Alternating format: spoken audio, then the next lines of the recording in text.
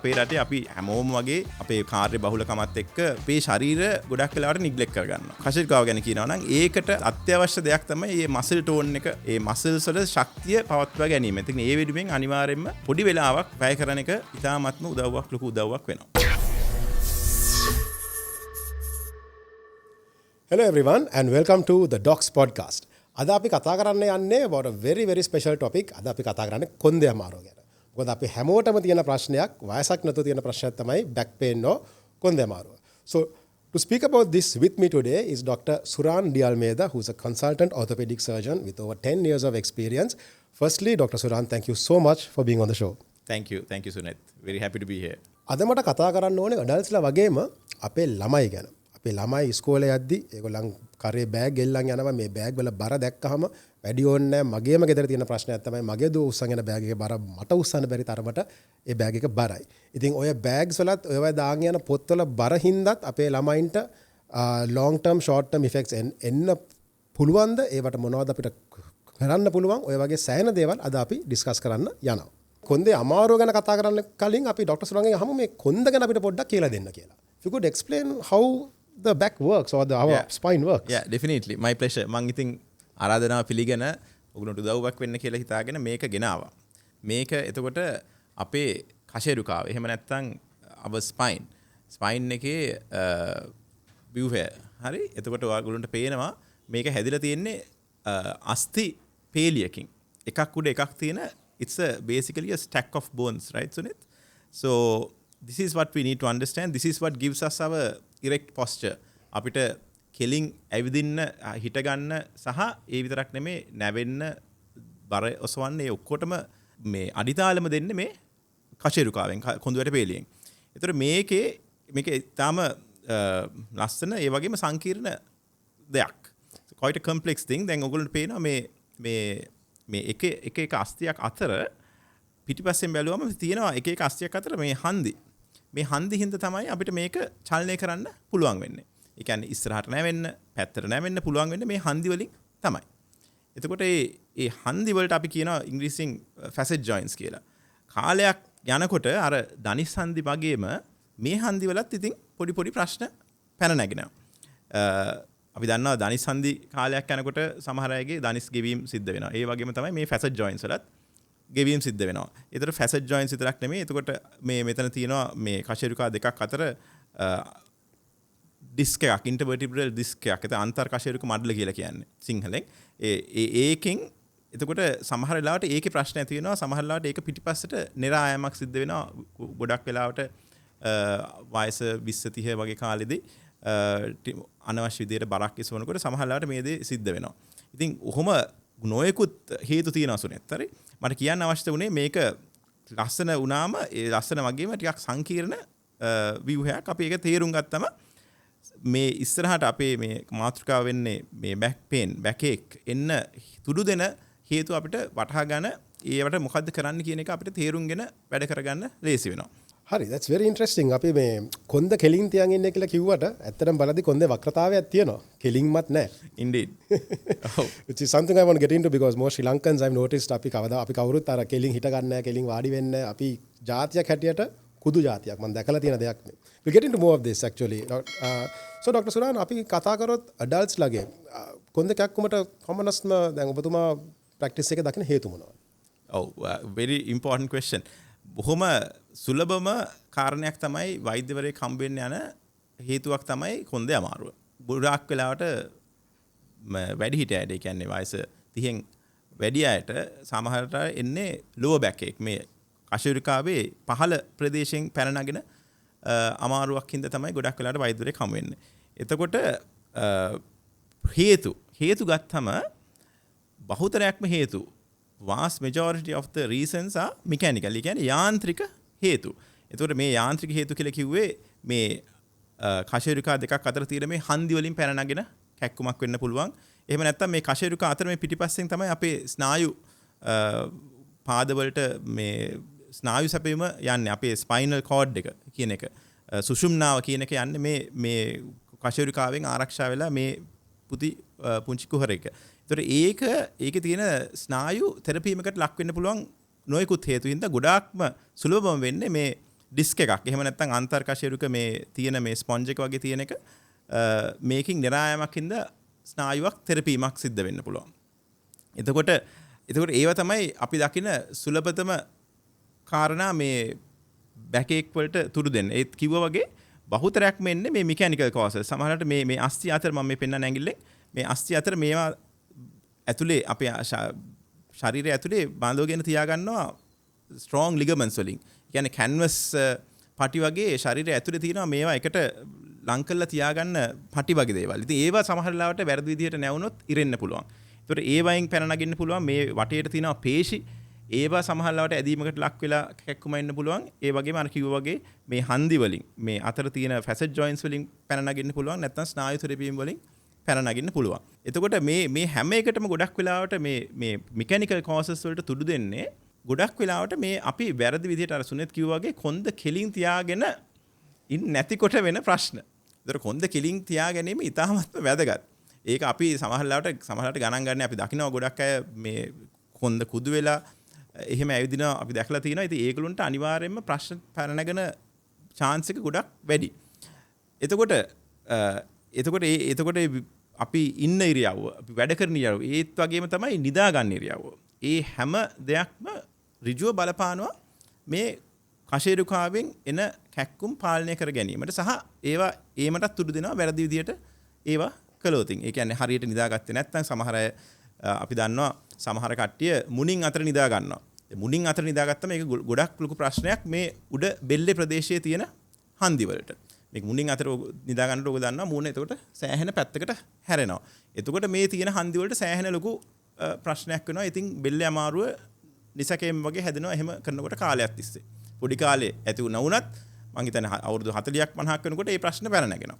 ඉතින් ඒ වගේ නිදා ගන්න ඉරියව්ව, වැඩ කරන ඉරියව්ව, අපි ඉඳන් ඉන්න ඉරියව්ව, ඇවිදින ඉරියව්ව, මේ හැම දෙයක්ම මේ කොන්දේ අමාරුව ඒමට හේතු සාධකයක් වෙනවා. very good point that you brought up Dr. Suran. මං කිව්වා මට මතක් වුණේ අපි මේ මම දැක්ක දෙයක් තමයි මගේ ප්‍රැක්ටිස් එකේ කොවිඩ් කාලේ අපි සෑහෙන පුරුදුන ගෙදර ඉඳන් වැඩ කරනකොට මගේ පේෂන්ට්ලා බහුතරයක් අර ලැප්ටොප් එක අරගෙන ඇඳේ ඉන්නේ මුණින් අතර. එතකොට අර කර්වේච් එකක් ආව ලේ මදිවට ඔලුවත් උස්සගෙන අර මේ නෙක් එකේ cervical spine කර්වේච් එකත් තවත් වැඩි කරලා තමයි ලැප්ටොප් එක දිහා පැය ගන්නක් බලන්නේ. ඉතින් ඒක මම ඇහුවේ නැත්තම් මට කියන්නෙත් නෑ මෙහෙම තමයි වැඩ කරන්නේ කියලා. හැබැයි it was a very bad posture that they took during covid මම ඔක දැක්ක දෙයක් තමයි. ඉතින් Dr. Suran අපි මේ ගැන කතා කරද්දී I'm glad you touched on this because this is a very passionate topic for me also. මාත් ලෙඩුන්ට කියනවා මතක තියාගන්න කියලා. මම ඇත්තම ඔයගලන්ට කියලා සමහර කට්ටියට රේල් පීල්ලා ගිල්ලා වගේ නැත්නම් දෙකේ පොල්ලා ගිල්ලා වගේ කෙලින් හිට ගන්න කෙලින් වාඩි වෙන්න කියලා. Dr. Suran අපිට කියන්න පුළුවන්ද මොනවද අපිට දැන් ඇඩල්ට්ස් ලගේ මොනවද මේ කරන්න පුළුවන් බෑක් පේන් ආවොත් අපිට කියන්නේ ගන්න පුළුවන් ස්ටෙප්ස් මොනවද? ඔව් සුනිල්. එතකොට බෑක් පේන් ආවොත් සහ බෑක් පේන් එන එක වළක්ව ගන්න. කරන්න පුළුවන් හොඳම දෙයක් තමයි මේ කශේරුකාවට දෙන්න පුළුවන් ආධාරකේ තමයි දෙන්න පුළුවන් සපෝට් එක තමයි මේ කශේරුකාව වටේ. ඒ කියන්නේ කශේරුකාව පිටිපස්සෙන් තියෙන පේශි සහ ඉස්සරහින් තියෙන පේශි. ඒ පේශි ඒ මසල්ස් වල ස්ට්‍රෙන්ත් එක වර්ධනය කරලා තියාගත්තා නම් මේ ව්‍යුහයට මේ කශේරුකාවට ලොකු උදව්වක් වෙනවා ඉස්සරහට කැක්කුමෙන එක වළක්ව ගන්න. අපි කියන්නේ කෝ ස්ට්‍රෙන්ත් එක. ඒ කියන්නේ දැන් කශේරුකාව පිටිපස්සෙන් අපි දන්නවා පේශි අපිට අල්ලලා බැලුවම දැනෙනවා. ඒනට ඉස්සරහින් තියෙන්නේ අපේ උදරය. අපේ බඩ තියෙන ඉස්සරහින්. ඒතකොට මොකක්ද තියෙන පේශිය? ඒ උදරයේ තියෙන පේශි තමයි මේ කශේරුකාවටත් උදව් කරන්නේ. කියන්නේ your abdominal muscle strength. ඇබ්ඩමන් එකේ කියන්නේ අපේ උදරයේ ඉස්සරහට නෙරා ඇවිල්ලා නම් ඇබ්ඩමන් එකේ පේශි ශක්තිමත් නැත්තම් ඒ වගේ වෙලාවට මේ කොන්දෙන් පැන නගින ප්‍රශ්න ගොඩාක් වැඩි. ඉතින් අපිට එන patientsලටත් කියන්නේ ඒව ශක්තිමත් කරගන්න අපි ව්‍යායාම කියලා දෙනවා. එතකොට ව්‍යායාම නැතිකම කියන්නේ ඒ ශක්තිමත් කියන ඒ කියන්නේ focused exercises to strengthen your core. ඒ කියන්නේ අපේ core එක කියලා කියන්නේ anterior abdominal wall, posterior wall strengthening exercises. ඒවා කරන්න අපි බොහොම දැඩිව මේ රෙකමෙන්ඩ් කරනවා. මොකද ඒවා කළාම මේවා එන්නේ නැහැ. අර කිව්වා වගේ සුනිත් කිව්වා වගේ කෙලින් ඇවිද ගන්න පුළුවන් වෙනවා. කෙලින් වැඩ කරන්න සහ යම් දෙයක් උස්සනකොට ඒවා හරි ක්‍රමයට උස්සන්න ඉගෙන ගන්නවා. ඒ පේශි හරියට ශක්තිමත්ව තියෙනකොට. ඒකට අර අපි ඔයගොල්ලෝ අහලා ඇති ගොඩක් වෙලාවට අර strength training, strength and conditioning. ඒක හරි වැදගත් දෙයක්. ඒ පණිවිඩේ මට මං හිතන්නේ ඉතා වැදගත් ඔයගොල්ලන්ට දෙන්න. මොකද අපේ රටේ අපි හැමෝම වගේ අපේ කාර්ය බහුලකමත් එක්ක අපේ ශරීර ගොඩක් වෙලාවට නිග්ලෙක්ට් කරගන්නවා. එතකොට දැන් අර අපි දන්නවා අපි වාහනයක් වුණත් පාවිච්චි කරනකොට ඒක සර්විස් කරන්න අවශ්‍යයි. ඒ එහෙම කරේ නැත්නම් මේක කඩා වැටෙනවා. ඒ වගේම තමයි අපේ ශරීරයත්. අපේ ශරීරයේ තියෙන මොනවාද අපේ මේ විශේෂයෙන් කශිකාව ගැන කියනවා නම් ඒකට අවශ්‍ය මේ ප්‍රධාන අත්‍යවශ්‍ය දෙයක් තමයි මේ මසල් ටෝන් එක. ඒ මසල්ස් වල ශක්තිය පවත්වා ගැනීම. ඉතින් ඒ වෙනුවෙන් අනිවාර්යයෙන්ම පොඩි වෙලාවක් වැය කරන එක ඉතාමත්ම ලොකු උදව්වක් වෙනවා. අරයට මම ඩොක්ටර් සුරාන් ඔය කියපු දෙයට මටත් ටිකක් ඇඩ් කරන්න කැමතියි. මොකද මමත් ඕක සෑහෙන පේෂන්ට් කියන දෙයක් තමයි ඔය කෝ ස්ට්‍රෙන්තනින් කෝ මසල් ස්ට්‍රෙන්තනින් ජිම් යන අයියලාට ජිම් යන අක්කලාට අංගලට මම කියන්නේ. මොකද ඔය අපේ තියෙනවනේ කෝ මසල්ස් තියෙනවා ෂෝ මසල්ස් තියෙනවා. ෂෝ මසල්ස් කියන්නේ ලෝකෙට පේන මසල්ස් ටික. කෝ ස්ට්‍රෙන්ත් වර්ක්අවුට් එකක් කරාම ලෝකෙට එක පේන්නේ මසල්ස් පුප්පල නෙමෙයි. හැබැයි අපේ ඉරියව්ව හරියනවා. අපේ පොස්චර් එක අපි කෙලින් ඇවිදිනවා කෙලින් හිට ගන්නවා. ඒකෙන් පුදුම කොන්ෆිඩන්ස් එකක් එනවා. පාරේ උනත් යද්දි ඇවිදිද්දි මොකද you are walking properly, your posture is correct. ඉතින් ඒක හින්දා core strength training is very very important for adults. That's a very good message that he gave. I'm very happy you spoke about that. මොකද මාත් ඕක ගැන සෑහෙන කතා කරනවා. ඔය වගේම ඩොක්ටර් සුරාන් මම අහන්න කැමති මොකද මේ adultsලා වගේම adultsලා විතරක් නෙමෙයි වැඩිහිටියෝ විතරක් නෙමෙයි back pain වලින් පෙපෙලෙන්නේ අපේ ළමයි ගැන. මොකද මේක මට මතක් වුණේ මම දැක්ක දෙයක් තමයි මගේ දුව. She's 12 years old. මේ දැන් ඉස්කෝලේ යනකොට අලුත් සිලබස් එක අනුව මේ O level සිලබස් එකේ පොත් ටික බෑග් එකකට දැම්මහම ඒ ළමයාගේ බෑග් එක මටත් උස්සන්න අමාරුයි. ඉතින් එයා ඇත්තටම බෑග් එකෙන් ඒක දාගත්තාම මම දැක්ක දෙයක් තමයි she tilts back. එයාට උස්ස ගන්නත් ඒ කියන්නේ ඒක ඒ තරමට උස්ස ගන්න අමාරුයි. අපි ඉස්කෝලේ යන කාලේ ඔච්චර පොත් අපි ඇත්තටම අරන් ගියේ නැහැ. දැන් ඒක මං හිතුවා මේ මට වැරදීමක් වෙලා නැත්නම් අපි ඒ කම්පැරිසන් එක කරලා බලද්දී දැන් ඇත්තටම ඉස්සරට වඩා පොත් බෑග් වල දාගෙන අරන් යනවා ළමයි. So I want to talk to you about the growing problem that I'm seeing that we have as a country and I suppose worldwide as well මේ අපේ ළමයින්ට back pain එක ගැන ඒක මේ කොහොමද ඒ ගැන බලපාන්නේ අපේ ඒ ගැන පොඩ්ඩක් අපිට විස්තරයක් කියන්න. ගොඩක්ම කාලෝචිත ප්‍රශ්නයක් කාලෝචිත දෙයක් ගැන කතා කරන්න සුනෙත්. ඔව් ළමයින්ට අපේ පොඩි ළමයින්ට පොඩි දරුවන්ටත් මේ ප්‍රශ්නේ එනවා. ඒගොල්ලන්ට එන්නේ අර කිව්වා වගේ බොහෝ වෙලාවට ඉස්කෝලේ ගෙනියන බෑග් එකේ බර වැඩිකම බෑග් එක අරගෙන පඩි නගින්න තියෙනවා පඩි බහින්න තියෙනවා. අර සුනෙත් කිව්වා වගේ ඒකම ලොකු හේතුවක් වෙනවා ඒගොල්ලොන්ගේ කොන්දේ කැක්කුම් හට ගැනීමට සහ ඒගොල්ලොන්ගේ ඉරියව් පොඩ්ඩක් වෙනස් වෙන්නත් ඒක බලපාන. ඒගොල්ලන්ට ගොඩක් වෙලාවට බලපාන්නේ මේ කොඳු වැටපෙලේ මැද ප්‍රදේශයට සහ ඒ ටිකක් උඩ ප්‍රදේශයට තමයි ඒගොල්ලොන්ගේ කැක්කුම් වෙන්නේ. මොකද ඒක ඒ පැත්තට තමයි අර බෑග් එකක් එක්කෝ බර වැඩි වෙලා හරි බෑග් එකක් හරියට ගෙනිච්චේ නැත්තම් උස්සගෙන ගොඩක් වෙලාවට බලපාන්නේ ඒකට. ඒ විතරක් නෙමෙයි පොඩි ළමයි අපිට හම්බ වෙනවා සමහර සිංගිත්තු ඉන්නවා ක්‍රීඩා වලට හොඳට නැඹුරු වෙච්ච පැටවෝ ඉන්නවා. ඉතින් ඒ ළමයින්ගේ අපේ හරිම කම්පිටිටිව් නේ අපේ සාමාන්‍යයෙන් අපි හැමතැනම තරගකාරීත්වයක් තියෙනවා. ඉගෙනුමට ගියත් ක්‍රීඩා කරන්න ගියත්. ඉතින් මම දකිනවා සමහර ළමයි එනවා සතියේ දවස් 6ක් නැත්නම් 5ක් එක දිගටම තමුන්ගේ ඒ ක්‍රීඩාව එක්කෝ සමහරවල්ලාට ටෙනිස් වෙන්න පුළුවන්. එහෙම නැත්නම් ස්විමින් ක්‍රීඩකෙක් වෙන්න පුළුවන්. ඒගොල්ලෝ ඒක දිගටම කරද්දී මේ වැඩෙන වයසේදී මේක සමහරලාට උරුත්තු දෙන්නේ නැහැ ඒ ළමයින්ටත්. ඒතකොට ඒක සමහරලාට ඒතකොට ඔය පොඩි ළමයින්ට එන හේතුව තමයි ඒක අර ඕවර් යූස්. ඒ කියන්නේ ඒගොල්ලෝගේ වැඩෙන ශරීරයට දෙන ස්ට්‍රෙස් එක ඒක ඒගොල්ලන්ට දරා ගන්න බැරිව සමහරලාට ඒගොල්ලන්ටත් මේ වගේ ප්‍රශ්න උද්ගත වෙනවා. ඒතකොට ප්‍රධාන ඔව් කිව්වා වගේ අර බෑග් ගැන අපි ඔව් බෑග් වල බර අපේ රටේ විතරක් නෙමෙයි ලෝකේ හැමතැනම තියෙන දෙයක්. ලෝකේ ගොඩක් මේවා ස්ටඩි කරලා තියෙනවා. ඇයි මේකට මොකද්ද කරන්න පුළුවන් කියලා. ඌව තමයි අපි දකින්නේ සුනේ. ඒක තමයි ඒක very interesting point you brought up. මට ඒක ගැන තව පොඩ්ඩක් expand කරන්න තුනේ. මොකද මගේ ඉස්කෝලේත් මට මතකයි we used when we look at the kids මේ හොකි ටීම් එකේ ළමයි කිහිපයක් හිටියා with very severe back issues. මොකද ඒවා ඩොක්ටර් සුරාන් සමහරවිට ස්ක්‍රීන් වෙන්නෙත් නැහැ. ඉතින් ඒ ළමයි ඇත්තටම දේව ටිකින් ටයිම් බොම්ස් මොකක් හරි කියන්නේ ෆීල්ඩ් එක හොකි කියන්නේ it's a violent sport. මොකක් හරි වෙන්න තිබ්බා. ඉතින් ඒක ඇත්තටම අපි හිතන්නේ නැහැ ළමයින්ට වගේ ප්‍රශ්න එන්න පුළුවන් කියලා. අපිටවත් දැන් මං කිව්වා වගේ මගේ දුවගේ බෑග් එක මට උස්ස ගන්න බැරි නම් අවුරුදු 12 ළමයා කොහොමද ඒක උස්සගන්නේ? ඉතින් ඔය ගැන පොඩ්ඩක් අපි එක්ස්පෑන්ඩ් කරන්න ඩොක්ටර් සුරාන් මට කියන්න පුළුවන්ද අපි දැන් අම්මෙක් තාත්තෙක් හැටියට ළමයෙක්ට ළමයා කවදාවත් ඇවිල්ලා කියන්නේ බෑග් එක උස්සන් යන්න බෑ කියලා. ඒක මාත් දන්නවා මගේ කෙල්ලත් ඔක කියන්නේ වීරයා වගේ ඔක උස්සන් යනවා. ඒ වුණාට අපි මොනවද කියන්නේ how should we look out for this? අපිට මොනවද ඔකේ early warning signs මොකුත් ළමයාට කියන්නේ පෙන්නුම් කරන ඉඟි මොනවද තියෙන්නේ පොඩ්ඩක් ඇහක් ගහගෙන ඉන්න. ඔව් අර කිව්වා වගේ දෙමාපියන් වශයෙන් අපිට සුරේත් කිව්වා වගේ පේනවා දරුවා ගෙනියන්න හදන බෑග් එක බර වැඩි කියන එකට පේනවා. දැන් as you said අර ළමයි එක්ක ඉස්සරහට බර වෙන්න පුළුවන්. එහෙම නැත්නම් පිටිපස්සට බර වෙන්න පුළුවන් බෑග් එකේ වරටම. එතකොට ඒක අනිවාර්යයෙන්ම මේකෙන් ඉඟියක් වෙනවා අපිට මේක මේ ළමයට බර වැඩි කියන එක. ඒ ළමයා ඔව් කිව්වේ නැතත් ඒ ළමයට ඉස්සරහට නැත්නම් ඒ ළමයා අපිට නොකිව්වා වුණත් සමහර ලාවට ඒ ළමයට එතකොට ඒකෙන් යම් තාක් හරි පොඩි හානියක් වෙනවා. ඒක తాවකාලික වෙන්න පුළුවන්. ඒ නමුත් ඉතින් ඒක අනවශ්‍ය දෙයක්. ඉතින් ඒක අනිවාර්යෙන් අපිට බලක්වා ගන්න පුළුවන් දෙයක්. එතකොට ඒ ඉඟියක් ඒක වෙනවා.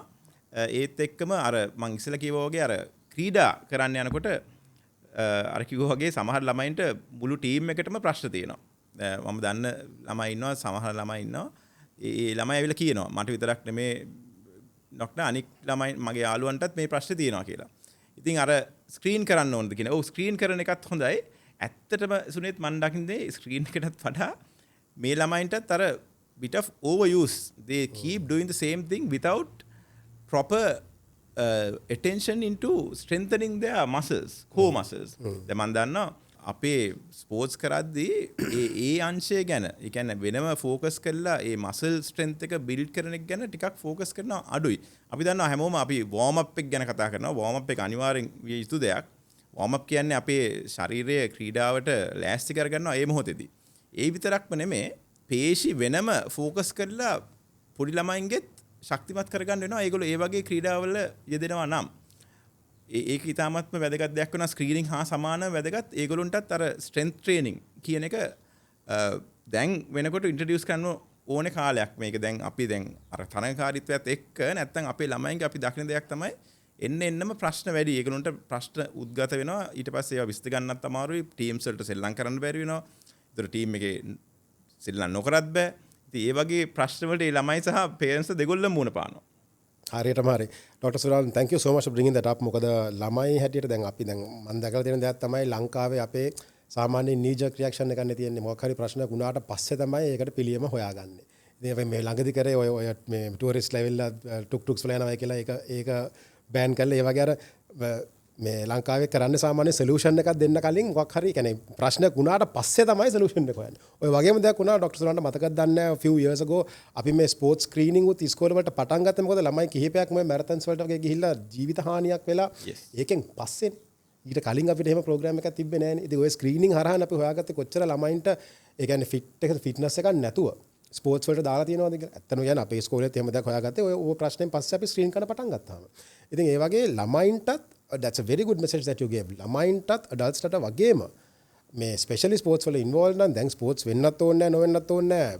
ඉස්කෝලේ ආරංගෙන බර ගත්තහමත් මේ that's very important for them to have a strength training, a proper training. again ළමයිව ජිම් යන්න නෙවෙයි මං කියන්නේ. අඩු ගන්න ස්පෝර්ට්ස් වලට දාලා හරිය දුවලා පැනලා සෙල්ලම් කරලා ඇඟේ core muscles ටික build up කරගන්න පුළුවන් නම් ළමයින්ටත් හොඳයි. Dr. Suran, just one final thing I'd like to touch upon with you. දැන් ඔය පොඩි කාලේ ළමයින්ට දැන් ඔය ස්පෝර්ට්ස් හින්දා හරි බෑග් හින්දා හරි ඔය ඉස්කෝලේ තියෙන ඒ ස්ට්‍රෙසර්ස් හින්දා අපි ඒවා වට දැනගන්න ඕන කාරණේ වෙන මොකුත් තමයි. I want to educate our listeners, our fans. මේ අපි පොඩි කාලේ ඔක ඉග්නෝර් කරොත් වයසට යද්දි මොකක්ද ඔකෙන් වෙන්න පුළුවන් ආදීන. So scientifically people have looked into this, as in they have done studies whether carrying bags and the back pain in childhood can carry on towards adult life. But there is no එහෙම direct link එකක්වත් එහෙම කියන්න තරම් අපිට මේ සාධක නැහැ. ඒක ඉස්සරහටම බලපායි නැත්නම් කොන්ද ඇද වෙන්න තුඩු දෙයි ඒ වගේ බයක් නම් නැහැ. දැන් අපි දන්නවා කොන්ද ඇද වෙන ප්‍රශ්න තියෙනවා, ස්කෝලියෝසිස් කියලා තියෙනවා. ඒවට එන්න තුඩු දුන්නේ නැතුණත් ඒනට ඒගොල්ලොන්ගේ සාමාන්‍ය වැඩි කටයුතු කර ගැනීමට අනිවාර්යයෙන්ම බාධකයක් වෙනවා. ඒගොල්ලොන්ට ඉතින් ඉගෙනුම අතරේ ඒගොල්ලොන්ගේ ක්‍රීඩාව අතරේ බැක් එකක් එහෙම නැත්නම් කොන්දේ අමාරුවක් આવොත් අනිවාර්යයෙන් මේකට අපිට තේරෙනවානේ. ඒක ඔබ්වියස්. ඒගොල්ලොන්ගේ මේ ඉන්පුට් එක පාටිසිපේෂන් එක සහ ඒගොල්ලොන්ගේ පුළුවන් achieve කරන්න පුළුවන් දේවල් අනිවාර්යයෙන්ම සීමා වෙනවා. ඉතින් මේ වෙනුවෙන් මොනවද කරන්න පුළුවන් කියන එක ගැන කතා කරන්න. කියනවා නම් සුනෙත් බෑග්ස් ඉස්කෝලේට ගෙනියන බෑග්ස් වල බර වැඩිකම අපි හැමෝම අම්මලා තාත්තලා දන්න ප්‍රශ්නයක්. ඉතින් මොකද්ද මේ වෙනුවෙන් කරන්න පුළුවන්? ඒකට පිළියමක් නැද්ද? ඉතින් පිළියමක් නැති වෙන්න බෑ. මේ දරුවගේ සෞඛ්‍යය කියන්නේ දරුවගේ කොන්දේ තියෙන ඒ ආශ්‍රිත සෞඛ්‍ය සම්බන්ධයෙන් සාමාන්‍යයෙන් ළමයාගේ ඇඟේ බරට වඩා 10%ක් නැත්නම් 12%ක් වගේ ඒ වගේ 10%කට වඩා වැඩි වුණොත් මේකේ ප්‍රශ්න තුඩු දෙනවා කියන එක සොයාගත් කාරණයක්. ළමයි විශේෂයෙන්ම පොඩි ළමයි. දැන් පොඩි ළමයි කියන අවුරුදු 7-8ක ළමෙක් අවුරුදු කිලෝ 40ක් වගේ බරක් වෙනවා නම් ඒ ළමයාට ඉතින් කිලෝග්‍රෑම් 4කට වඩා බරක් උසන් යන්න කිව්වොත් ඊට වඩා බරක් කිව්වොත් ටිකක් ඒක අමාරුයි. ඒ වගේ ළමයින්ට අපි දැකලා තියෙනවා පෙන්눔 කරලා තියෙනවා ස්ටඩීස් වලින් ඒගොල්ලොන්ට කොන්දේ අමාරුව එන chance එක ප්‍රවණතාවය වැඩි සහ ඒගොල්ලොන්ගෙන් ඉතින් ඊට පස්සේ එකෙන් අනිවාර්යෙන් ප්‍රශ්නයක් වෙනවා නේ දරුවටයි ඒ ළමයාගේ ක්‍රීඩා ජීවිතයටයි හැම දෙයකටම ප්‍රශ්නයක් වෙනවා. එතකොට ඒක අවම කර ගැනීමට ඔව් ඒ බර ගැන අපි සැලකිලිමත් වෙන්න ඕනේ. මේක අඩු කරගන්නේ කොහොමද? මේක අඩු කරගන්න ඔව් ඉස්කෝලට ගෙනියන පොත් සංඛ්‍යාව පුළුවන් තරම් අවම කරගන්න පුළුවන්ද කියලා බලන්න වෙනවා. එතකොට ටීචර්ස්ත් එක්ක කතා කරලා මේක ඇත්තට ලොකු වැදගත් කාරණයක්. විදුහල්පති වුණත් කෙනෙක්ට වුණත් ඒකට සම්බන්ධ වෙන්න මම හිතන්නේ අවශ්‍යයි. මේ ඔක්කොම මේ ලොකු පොත් මල්ලම ඉස්කෝලටම හැමදාම අරගෙන එන්න ඕනද කියන එක. මන්ද අපි ඔයගොල්ලෝ අහලා ඇති සමහර තැන්වල තියෙනවා සමහර ඉස්කෝලවල තියෙනවා පිටරටවල ලොකර්ස් තියෙනවා. හැමදාම එකම පොත් ටික ගේන්නේ නැතුව ඒවා ටික සුරක්ෂිතව පාසලේම එක්ක නැත්තම් පන්ති කාමරයේම තැනක බහලන්න සුරක්ෂිත තැනක් තියෙනවා. ඒත් එහෙම තිබ්බනම් ඒ ළමයට උඩ අනිවාර්යයෙන්ම මේක හැමදාම ඉස්කෝලට අරන් එන්න අවශ්‍ය නැහැ කරේ දාගෙන. ඒතකොට ඒක එකක් දෙයක්. නැත්තම් දැන් අපි දන්නවා ඉලෙක්ට්‍රොනික උපාංග වලින් අපි ගෙනියන්න පුළුවන් තරම් අඩු කරගන්න ඒ අවස්ථාවක් තියෙනවා. යම් දුරකට we can take the advantage of electronic devices to maybe reduce that load in the bag. And of course we can look at the bag itself. සමහර බෑග් තියෙනවා බෑග් එකත්ම බරයි පොත් නැතත්. ඒතර ඒව ගැන අපි පොඩ්ඩක් හිතන්න වෙනවා. ඒ බෑග් එකකිනුත් මේකට contribution එකක් එනවාද කියන එක. අනික එක හැමතිස්සෙම අර weight එකක් අපි ගෙනියනකොට අපි දන්නවා පුළුවන් තරම් ඇඟට සමීපතව ගෙනිච්චොත් ඒකෙන් එන load එක කෂේරුකාවට දරා ගැනීමේ හැකියාව වැඩි. ඉතින් එතකොට විශේෂයෙන්ම බෑග්ස් අපි දන්නවා තියෙනවා ස්ට්‍රැප්ස් දෙකක්. ඒ දෙකම දාලා පිටේ දාගත්තා නම් එන load එක ප්‍රශ්න අඩු වෙනවා. එක පැත්තක එක උරයක් මත අර ලොකු බෑග් එක දාගෙන යනවට වඩා අනිවාර්යයෙන්ම. ඉතින් ඒක දෙමාපියන් වශයෙන් ගුරුවරුන් වශයෙන් අපිට ළමයින්ට එන්කරේජ් කරන්න වෙනවා. අපිට ළමයි පොඩ්ඩක් උද්යෝග කරන්න වෙනවා. ඒ පැත්තට මේ පුතේ මෙහෙම අපි මේක ගෙනියමු නැත්නම් ඔයාගේ කොන්දට හොඳ නෑ කියන එක. ඔය සමහර බෑග්ස් වල තියෙනවා අපි දැකලා තියෙනවා අර ඉස්සරහින් දාන පොඩි පටියක්. බෑග් එක කොන්දට ලං කරලා ඉස්සරහින් බඳ වටේට යන පටියක්. ඉතින් ඒකත් ඇත්තටම හොඳ දෙයක්. ඒක දාන්න ටිකක් කරදරුණත් ඒක එතකොට ඒක අර බර කෂේරුකාව ළඟට කරලා තියා ගන්නවා. එතකොට කෂේරුකාවට එන ලෝඩ් එක ස්ට්‍රෙස් එක අවම වෙන්න උදව් වෙනවා. ඉතින් මේ වගේ කාරණා ගැන අපි මම හිතන්නේ සැලකිලිමත් වෙන්න ඕනේ. අපිනේ ඉන්නේ ළමයින් බලා ගන්න දෙමාපියන් වශයෙන් වැඩිහිටියන් වශයෙන් ඒගොල්ලොන්ට ඒ උදව් මම හිතන්නේ අපි සමාජයක් වශයෙන් ගුරුවරු වශයෙන් දෙමාපියන් වශයෙන් කරන්න වෙනවා. ඒ ගැන පොඩ්ඩක් සැලකිලිමත් වෙන්න වෙනවා සුනෙත්. හරියටම හරි Dr. Suran. Actually it's a very interesting point that you brought up about the bags because as I said ලංකාවේ මොකක් හරි ප්‍රශ්නයක් වුණාට පස්සේනේ ඒකට විසඳුම හොයන්නේ. ඉතින් ඔය locker system එක දැන් සරල උදාහරණයක් දෙන්න even in my daughter school අපි locker system එක දෙන්න කියලා කියනවා ඒක වෙන්නේ නැහැ. අර මොකක් හරි ප්‍රශ්නයක් වුණාට පස්සේ තමයි විසඳුම එන්නේ. එතකන් අපි අපේ ළමයා ඉස්කෝලේ යනවා නම් ඔය වගේ කිව්වා වගේ I'm very glad you brought these points up. අර හරි බෑග් එකයි හරි ක්‍රමයට බෑග් එක දාගන්න එකත් වැදගත්. හරි බෑග් එක තිබ්බට වැඩක් නැහැ. බෑග් එක පැත්තෙන් එල්ලගෙන සයිඩ් එකට යනවා. ඒක මුළු කොන්දම එතකොට පැත්තට. මම දැකලා තියෙනවා ගොඩාක් ඉස්කෝලේ ළමයි අවුරුදු 14 16 අර they want to look cool. they don't want to look regular. ඉතින් අර බෑග් එක පැත්තෙන් එල්ල ගන්න. and then they walk the walk. අපිත් පොඩි කාලේ ඉස්කෝලේදී ඔහොම තමයි කරේ. but ඒක හරියට හරි. especially අර මැද්දෙන් ස්ට්‍රැප් එකන බෑග්ස් එම තියෙනවා නම් අර කොන්දේට ලං කරලා center of gravity එකට ලං කරලා හරියට weight අර මොකද ඒකට කියන්නේ weight distribution එක වෙන්නේ නැත්නම් කොන්දටමනේ අවුල් වෙන්නේ. ඒක හරියටම හරි. මම මෙහෙම ප්‍රශ්නයක් ඩොක්ටර් සුරංගෙන් අහන්න මේක මේ ඔයගොල්ලන් බය කරන අහනවා නෙමෙයි. හැබැයි I would love to know ඔය posture related ළමයින්ගේ bag related posture related injuries නැත්නම් ඒ වගේ back pain එක ඩොක්ටර් සුරං කොච්චර සුලභව දකින්නවද? Sunet it's unfortunately quite common. අවාසනාවකට ඒක ඒ වගේ ළමයි සෑහෙන ඉන්නවා. අපි මගේ සාමාන්‍ය පාසලක් ගත්තොත් මම හිතන්නේ ළමයි 10%ක් 20%කට විතර මේ ප්‍රශ්න තියෙනවා. සමහරවිට ඒක කියන්නේ නැතු වෙන්න පුළුවන්. ඒ වුණාට ඒව ගැන සමීක්ෂණ පවත්වලා තියෙනවා. ඉතින් මේ සමීක්ෂණ පැවැත්වුවම සම්බෙලා තියෙන කාරණයක් තමයි ඔය සාමාන්‍ය 20%කට විතර මේ ප්‍රශ්න බලපානවා කියන එක මේ බෑග්ස් ඉඳන්ම මේ ළමයි බලපාන ප්‍රශ්නයක්. ඔව් ඉතින් සාහෙන සුලභ දෙයක් අර කිව්වා වගේ සුනෙත් කිව්වා වගේ අර ලොකර්ස් හරි එහෙම නැත්නම් ගෙනියන බෑග් එකේ බර අඩු කර ගැනීමේ මොකක් යම් පිළිවෙතක් පිළියමක් මං හිතන්නේ අපි ටිකක් සොයන්න අවශ්‍යයි. ඒ ළමයි අර කිව්වා වගේ පටි දෙකම පිටිපස්සට දාගෙන යන්න if they think it's not cool එන ඉතින් අනිවාර්යෙන් බෑග් එකේ බර අඩු කරලා දෙන්න වෙනවා අපිට. ඩොක්ටර් සුරාන් මං මෙහෙම ප්‍රශ්නයක් ඇහුවොත්. දැන් ඔය අපේ ළමයින්ගේ දැන් FCC දැන් if they keep using these heavy bags or if they keep using them for a long time කෙටි කාලීනවයි දිගු කාලීනවයි ඕක හින්දා ළමයින්ට වෙන්න පුළුවන් ප්‍රශ්න මොනවද? ඔව් සුනිත් ඔව් දකින්නවා දැන් අපි ගාවට එනවා සමහර අම්මලා අරන් එනවා දරුවන්ව ඔව් මෙන්න මෙහෙම මේ රිදෙනවා කියනවා ඇදේට ඇවිදිනවා කියලා කියනවා මේ ඉන්න ඉරියව්ව හොඳ නැහැ කියලා කියනවා කැක්කුමක් එක්ක එතකොට ඒ ළමයාට අනිවාර්යයෙන්ම ඒ කැක්කුමක් හට ගන්නකොට පාඩම් කරගන්න අනිවාර්යයෙන්ම මේක බලපෑමක් සිද්ධ වෙනවා ඒ විතරක් නෙමෙයි සමහර ළමයි ඉන්නවා මේක ටිකක් නොසලකා හැරලා ටිකක් වැඩි වෙන්න ඇරලා වැඩි වුණාට පස්සේ ඉතින් ඒ ළමයින්ට සමහරලාට ඉස්කෝලේ යන්න පවා බැරි වෙන අවස්ථාවල් වෙනවා.